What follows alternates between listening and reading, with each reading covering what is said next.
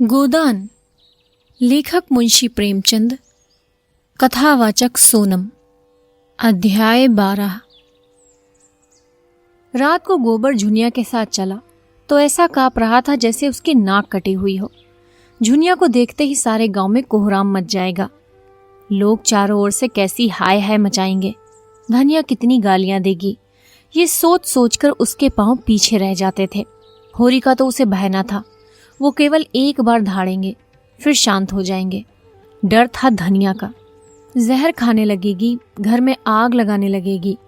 नहीं, इस वक्त वो झुनिया के साथ घर नहीं जा सकता। लेकिन कहीं धनिया ने झुनिया को घर में घुसने ही ना दिया और झाड़ू लेकर मारने दौड़ी तो वो बेचारी कहाँ जाएगी? अपने घर तो लौट ही नहीं सकती। कहीं कुएं में कूद पड़े या गले में फांसी लगा ले तो क्या हो?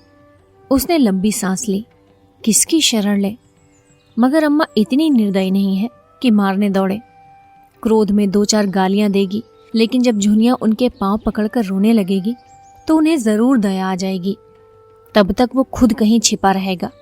जब उपद्रव शांत हो जाएगा तब वो धीरे से एक दिन आएगा और अम्मा को मना लेगा। और अगर इस बीच उसे कहीं मजूरी मिल जाए और 2-4 रुपए लेकर घर लौटे तो फिर धनिया का मुंह बंद हो जाएगा। झुनिया बोली, मेरी छाती धक धक कर रही है। मैं क्या जानती थी तुम मेरे गले ये रोग मढ़ दोगे।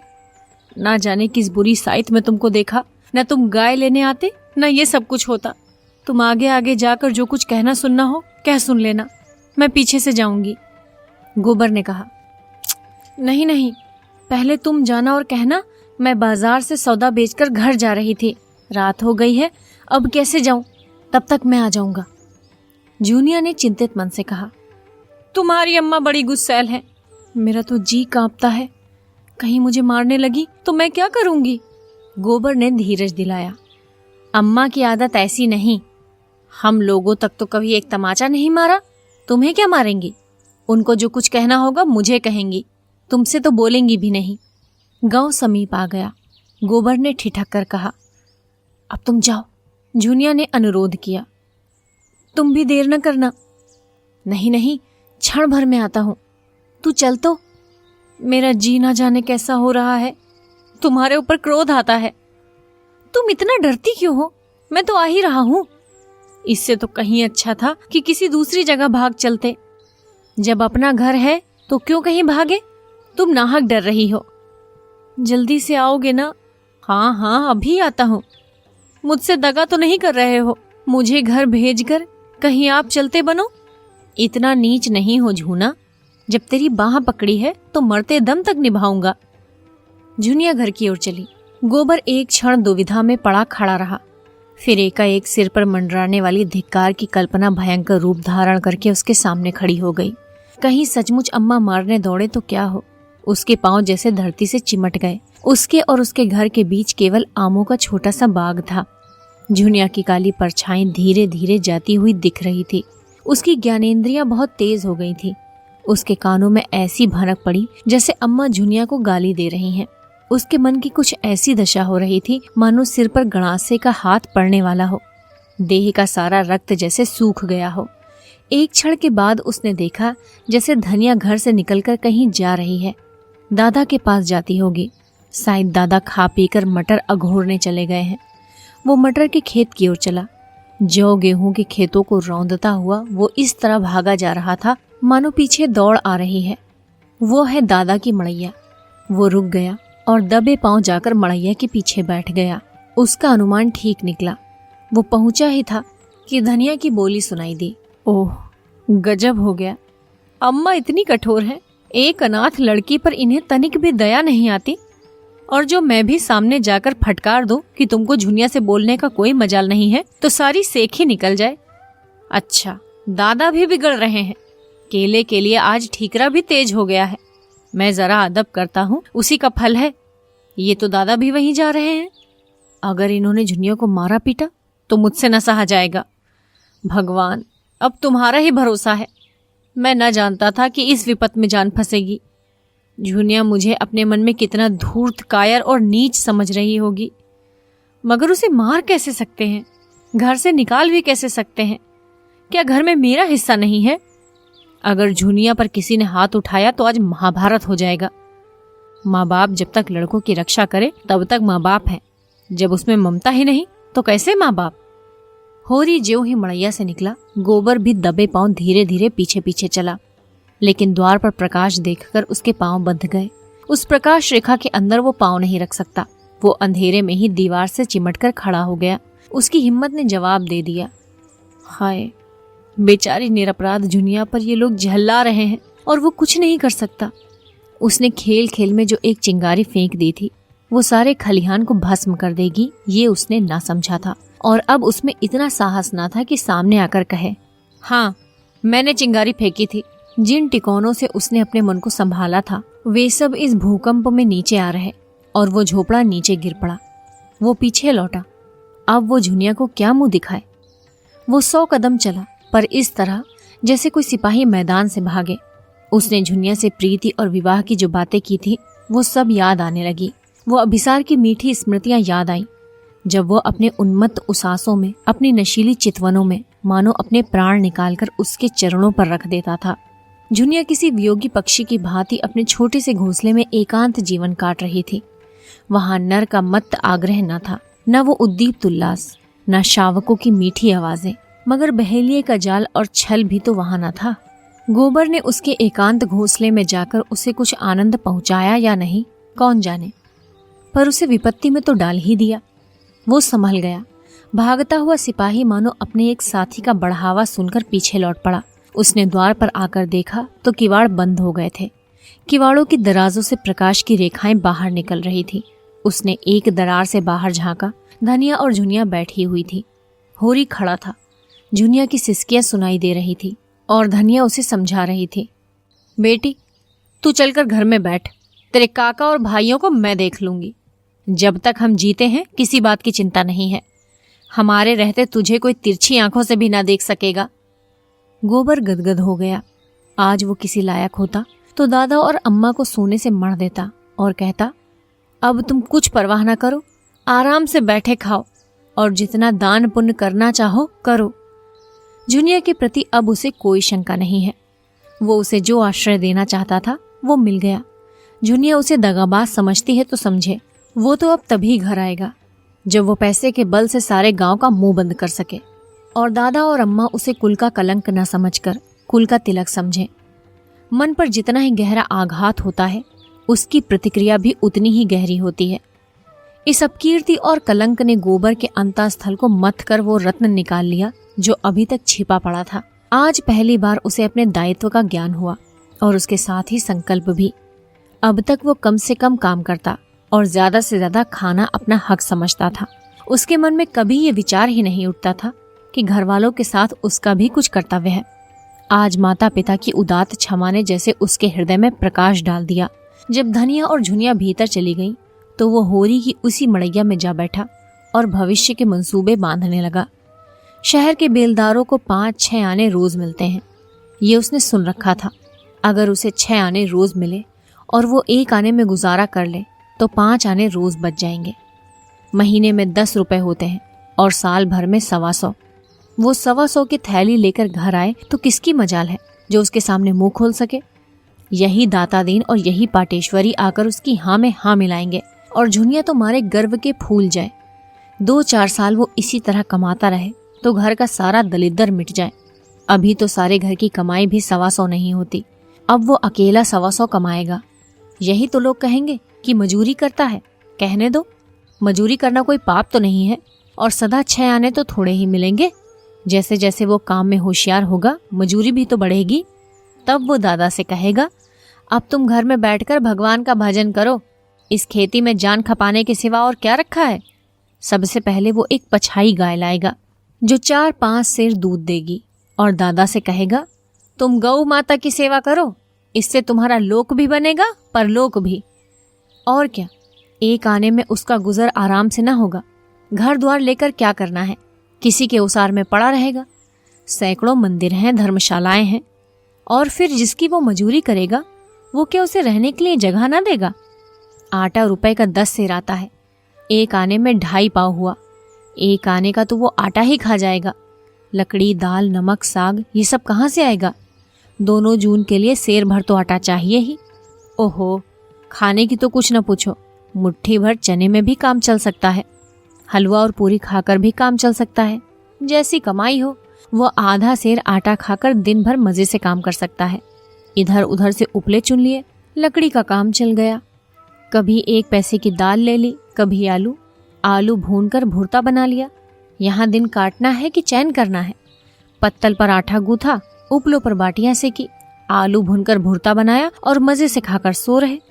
घर ही पर कौन दोनों जून रोटी मिलती है, 1 जून चबैना ही मिलता है। वहां भी 1 जून चबैने पर काटेंगे। उसे शंका हुई, अगर कभी मजूरी ना मिली तो वो क्या करेगा? मगर मजूरी क्यों ना मिलेगी? जब वो जी तोड़कर काम करेगा तो 100 आदमी उसे बुलाएंगे। काम सबको प्यारा होता है, चाम नहीं प्यारा होता। यहाँ भी तो सूखा पड़ता है, पाला गिरता है, ऊख में दीमक लगती है, जौ में गेरुई लगती है, सरसों में लाही लग जाती है। उसे रात को कोई काम मिल जाएगा तो उसे भी ना छोड़ेगा। दिन भर मजूरी की, रात कहीं चौकीदारी कर लेगा। 2 आने भी रात के काम में मिल जाएं तो चांदी है। जब वो लौटेगा तो सबके लिए साड़ियां लाएगा, झुनिया के लिए हाथ का कंगन जरूर बनवाएगा और दादा के लिए एक मुड़ासा लाएगा। इन्हीं मनमोदकों का स्वाद लेता हुआ वो सो गया। लेकिन ठंड में नींद कहाँ। किसी तरह रात काटी और तड़के उठकर लखनऊ की सड़क पकड़ ली। 20 कोस ही तो है, सांझ तक पहुंच जाएगा। गांव का कौन आदमी वहां आता जाता है, और वो अपना ठिकाना नहीं लिखेगा, नहीं तो दादा दूसरे ही दिन सिर पर सवार हो जाएंगे। उसे कुछ पछतावा था तो यही कि झुनिया से क्यों ना साफ कह दिया, अभी तू घर जा, मैं थोड़े दिनों में कुछ कमा धमा कर लौटूंगा। लेकिन तब वो घर जाती ही क्यों, कहती मैं भी तुम्हारे साथ लौटूंगी। उसे वो कहाँ कहाँ बांधे बांधे फिरता। दिन चढ़ने लगा, रात को कुछ न खाया था, भूख मालूम होने लगी, पांव लड़खड़ाने लगे। कहीं बैठकर दम लेने की इच्छा होती थी। बिना कुछ पेट में डाले अब वो नहीं चल सकता। लेकिन पास 1 पैसा भी नहीं है। सड़क के किनारे झुड़ बेरियों के झाड़ थे। उसने थोड़े से बेर तोड़े और उधर को बहलाता हुआ चला। एक गांव में गुड़ पकने की सुगंध आई। अब मन न माना। कुल्हाड़ में जाकर लोटा डोर मांगा और पानी भरकर चुल्लू से पीने बैठा कि किसान ने कहा, अरे भाई, क्या निराला ही पानी पियोगे? थोड़ा सा मीठा खा लो। अब की और चला ले कोल्हू और बना ले खांड। अगले साल तक मिल तैयार हो जाएगी, सारी ऊख खड़ी बिक जाएगी। गुड़ और खांड के भाव चीनी मिलेगी तो हमारा गुड़ कौन लेगा? उसने एक कटोरे में गुड़ की कई पिंडियां लाकर दी। गोबर ने गुड़ खाया, पानी पिया। तमाकू तो पीते हो गए? गोबर ने बहाना किया। अभी चिलम नहीं पीता। बुढ़े ने प्रसन्न होकर कहा, बड़ा अच्छा करते हो भैया, बुरा रोग है, एक बेर पकड़ ले तो जिंदगी भर नहीं छोड़ता। इंजन को कोयला पानी भी मिल गया। चाल तेज हुई। जाड़े के दिन न जाने कब दोपहर हो गई। एक जगह देखा, एक युवती एक वृक्ष के नीचे पति से सत्याग्रह किए बैठी थी। पति सामने खड़ा उसे मना रहा था। 2-4 राहगीर तमाशा देखने खड़े हो गए थे। गोबर भी खड़ा हो गया। मान लीला से रोचक और कौन जीवन नाटक होगा। युवती ने पति की ओर घूर कर कहा, मैं न जाऊंगी, न जाऊंगी, न जाऊंगी। पुरुष ने जैसे ये अल्टीमेटम दिया, न जाएगी, न जाऊंगी, न जाऊंगी, न जाऊंगी। पुरुष ने उसके केश पकड़कर घसीटना शुरू किया। युवती भूमि पर लौट गई। पुरुष ने हार कर कहा, मैं फिर कहता हूं, उठकर चल। स्त्री ने उसी दृढ़ता से कहा, मैं तेरे घर 7 जन्म न जाऊंगी, बोटी बोटी काट डाल। मैं तेरा गला काट लूंगा तो फांसी पाओगे। पुरुष ने उसके केश छोड़ दिए और सिर पर हाथ रखकर बैठ गया। पुरुषत्व अपनी चरम सीमा तक पहुंच गया। उसके आगे अब उसका कोई बस नहीं है। एक क्षण में वो फिर खड़ा हुआ और परास्त होकर बोला, आखिर तू चाहती क्या है?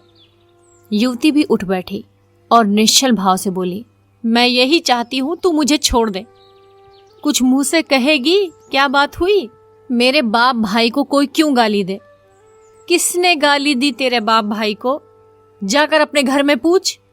चलेगी तभी तो पूछूंगा। तू क्या पूछेगा? कुछ दम भी है? जाकर अम्मा के आंचल में मुंह ढककर सो।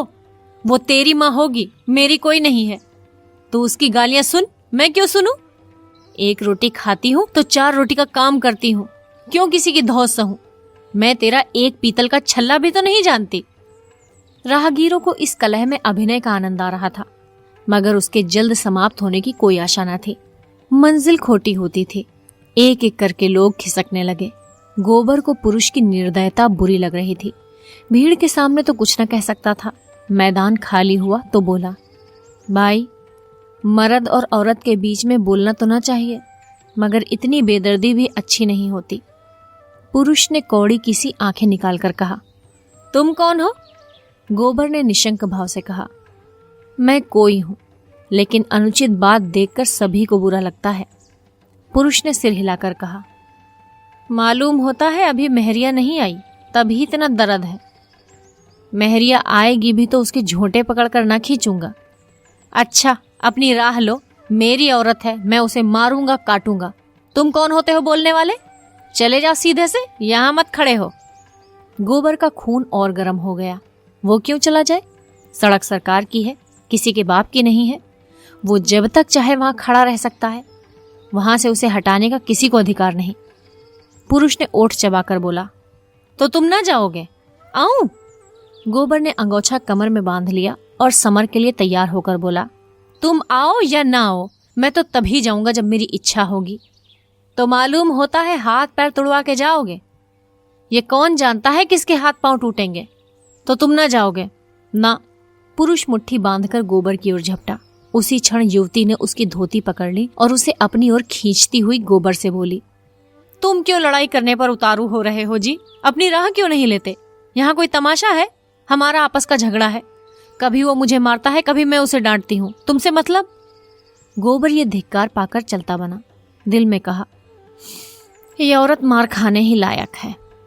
गोबर आगे निकल गया तो युवती ने पति को डांटा, तुम सबसे लड़ने क्यों लगते हो? उसने कौन सी बुरी बात कही थी कि तुम्हें चोट लग गई? बुरा काम करोगे तो दुनिया बुरा कहेगी ही। मगर है किसी भले घर का और अपनी बिरादरी का ही जान पड़ता है। क्यों उसे अपनी बहन के लिए नहीं ठीक कर लेते? पति ने संदेह के स्वर में कहा, क्या अब तक कुंवारा बैठा होगा? तो पूछ ही क्यों ना लो।